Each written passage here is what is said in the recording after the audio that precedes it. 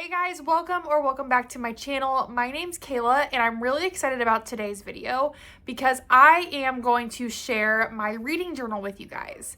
So I know in my last video I talked about one of my reading goals being to create and manage a reading journal, and I created it and now I want to share it with you guys and let you know what my plans are for my reading journal. So I'm not doing anything crazy for my reading journal. I wanted to keep it pretty low key, just because I feel like if I made it too intricate, I don't know if I would keep up with it.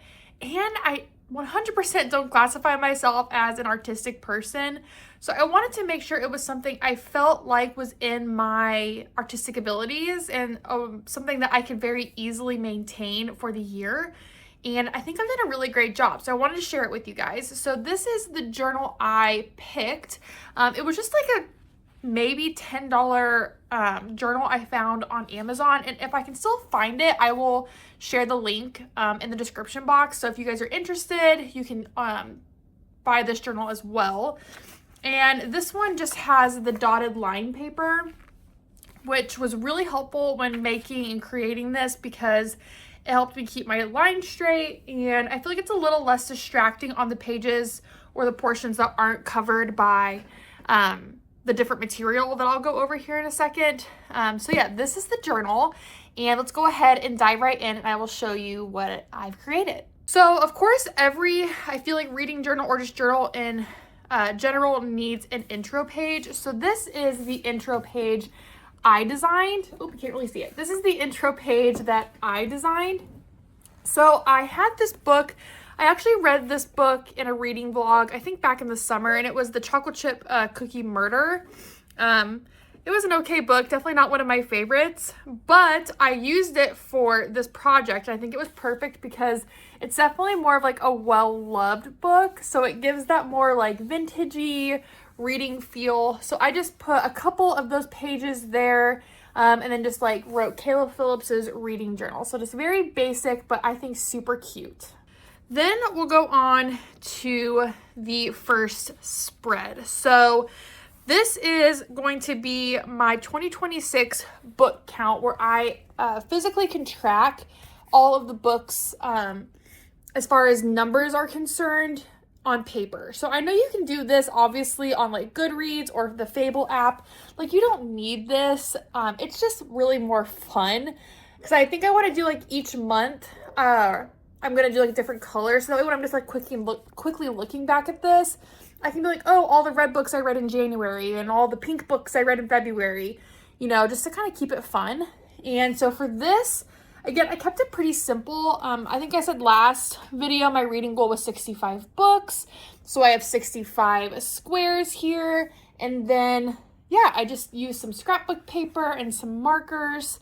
And I'm really proud of how this turned out. I'm definitely thinking this is actually one of my favorite spreads I did. So that's going to be my book count page. So the next spread I did was my 2026 reading goals spread. So I'm not going to go over these goals in depth because in my last video, I pretty clearly outlined the reading goals I have for 2026, but I did want to track them in my reading journal. So I just did like my basic goals over here, and then this spread is my 1, 2, 3, 4, 5 goals. And then I made these like little boxes for each category, and my plan is to write the title and if it can fit the author as well, for whatever book helps complete that portion of the goal. So if you want a more in-depth description of what my 2026 reading goals are, definitely go ahead and go to last week's video, but this is just where I'm going to track them physically. So really cute. I like that it's pink, and I tried to kind of like make like a little ombre effect with the markers. Super cute. So my next spread is my 12 picks for 2026. And I actually got this goal from another YouTuber that I really enjoy watching her content, Lottie, and I will link her channel down below because she is who gets credit for this spread. I know a lot of people will do like 26 books I want to read in 2026 or 25 books I want to read in 2025. Like, you get it. Honestly though, I just thought setting a goal of 26 books when my reading goal is only 65, 26 books chews up a lot of that reading goal.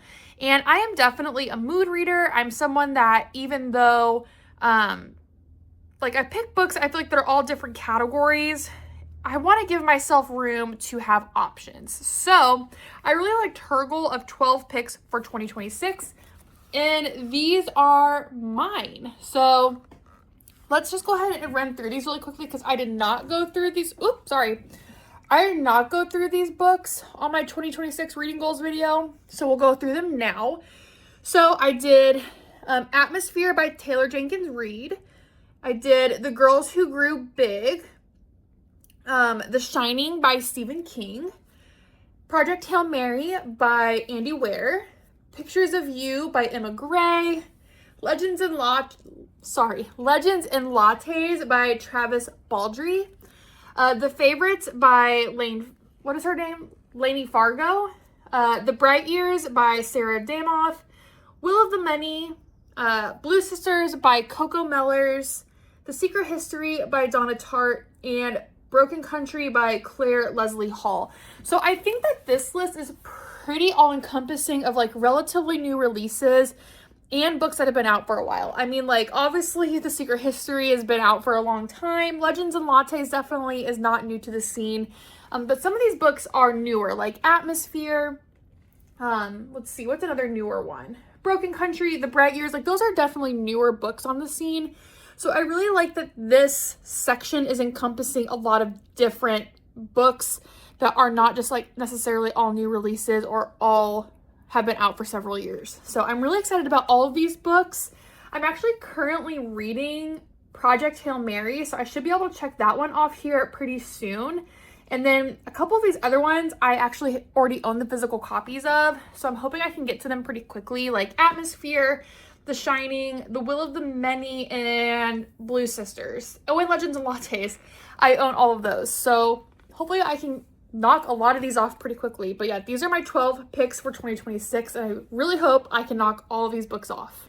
The next spread is going to be my monthly favorites, where I just put the book I love the most each month in just one place, and then they'll be like the best of 2026. So obviously I kind of messed up the spacing for February, so that was kind of unfortunate. And then like I messed up April here, but I tried to remind myself to not take this so seriously, like to just have fun. And if I make a mistake by like making lines that aren't 100% correct, it's gonna be okay. Like I was saying, yeah, so every single month, I'm just gonna go ahead and put whichever book was my favorite for the month, or that just maybe had the highest star rating for that month. And then at the end of the year, maybe we can pick which one we like the most. Which, looking back, it probably would have been a cool, like, to like make like a little bracket setup instead of doing it this way. But maybe once I actually like get through the whole entire year and these pages are more filled up, maybe I can just have like one dedicated page for my favorite at the end of the year. So we'll see how I decide to play that out. But I am really excited to see what books end up being my 12 favorites for the year. So this is my monthly favorites spread. Okay, my next spread is my series tracker. And I'm really proud of myself for this spread because I did something that like obviously is not going to be groundbreaking. But the fact that I like did it made me feel really proud of myself. So I like put a flap here. That way, I mean, inevitably at some point in this year, I'm going to start new series. I mean, that's just the way it works. That way I could continue to add on more series as I get involved in them throughout the year. So what I did for this was I did series that I'm either already in the middle of or have started, or B, if I own a portion of the series and even if I haven't started it, I still put it on this list. That way it gave me the motivation to read and complete the series. So what I'm going to do is I will just run through the series I'm actively in the middle of or own books of, and then I'll show you kind of how I organized it. So I have Throne of Glass, obviously, Crescent City, Dungeon Crawler Carl, which love that series, highly recommend, Rebel Blue Ranch, The Inheritance Games, The Crimson Moth, The Naturals, Shadow and Bone, Emily Wilde, Boys of Tommen, Housemaid, Fae and Alchemy, Rose Hill, and Hierarchy. So what I did was we'll just do this page because it's easy. So what I did was, and I did make a mistake there, which really frustrated me, but again, it's not trying to be perfect, it's just for fun. So I like wrote the name of the series, and then I wrote each individual book within that series, and then I wrote date. So my intention is, like as I read a book within that series, I'm going to put a check mark next to it over here. And then once I complete all my check marks, I'll fill in the date that I completed the series. And then obviously I haven't check marked anything yet.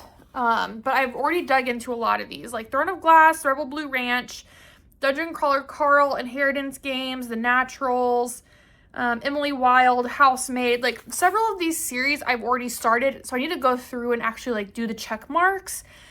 But this way I think I'll actually physically be able to see where I'm at with series, because I think it's easy to just ignore the books when they're on your shelf.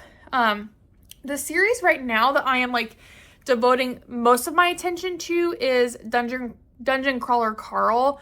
A, because I'm just like truly enjoying that series, but B, the 8th book comes out I think in May, and I'm currently on the 3rd. So I need to knock out those books here pretty quickly so I can read hopefully the 8th one when it comes out right away. But yeah, I just think that this is really cute. Lets me see what series I have going on, and then obviously I can add more as I go throughout the year. So yeah, I think this is just a really fun spread. Final spread I have is my reading tracker. So this I ended up doing a daily tracker as kind of like an afterthought, because the way the pages lined up, I didn't want my January spread to start next to like my monthly like reading tracker. So I did this side, I did books per month. So I mean, just logistically in my life, I will never probably ever read more than 10 books in a month. That's just the reality.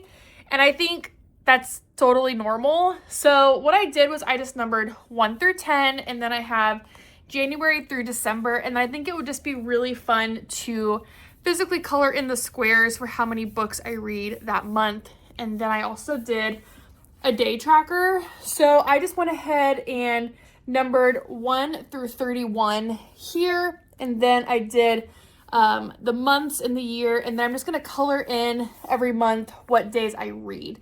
And again, these are things that you can easily track on Fable. It's just fun. Like, it's not something to take too seriously. So probably what I'll end up doing is at the end of each month, when I'm doing like my monthly spreads, I'll just go in and copy what my Fable app says as far as what days I read and just put them on here, just because I think it will look cute. And I think it'd be even more fun if I correspond the colors on this spread to the colors I do, the colors I do on my 2026 tracker. So, yeah, I think that would just be really fun. And again, it's just for visual of what I actually do throughout the year. And I think it's going to be really fun when we hit December to be able to go back through this and be like, wow, look what I actually did. So yeah, those are my spreads. And I will say I did already start my January spread, but I'm not going to show that until I do a January wrap up, but it looks really cute and I'm excited about it. But yeah, so guys, this is my reading journal for 2026. What I will do is, if you are curious about any of the supplies I used to create this, I will list them all in my description box below. That way you can get what you want if you find any of these supplies interesting. But I will say, like, nothing was very expensive. I didn't invest a lot of money in this journal, guys. I mean, maybe under $50 if I had to guess. And it just brought me a lot of fun and satisfaction in creating, because I don't really get to exercise the creative part of my brain ever. So when I got to see the final product that I actually was like able to come up with, I was like, okay, I'm actually kind of impressed with myself. So stick with me throughout the year. See if I keep up with my goal of actually maintaining this reading journal. But I'm really excited about it, so I think I will. All right, and that is the end of today's video. Thank you guys so much for hanging out with me. I can't wait to see what all we get up to this year. And if you would, I really would appreciate if you would like and subscribe to my channel.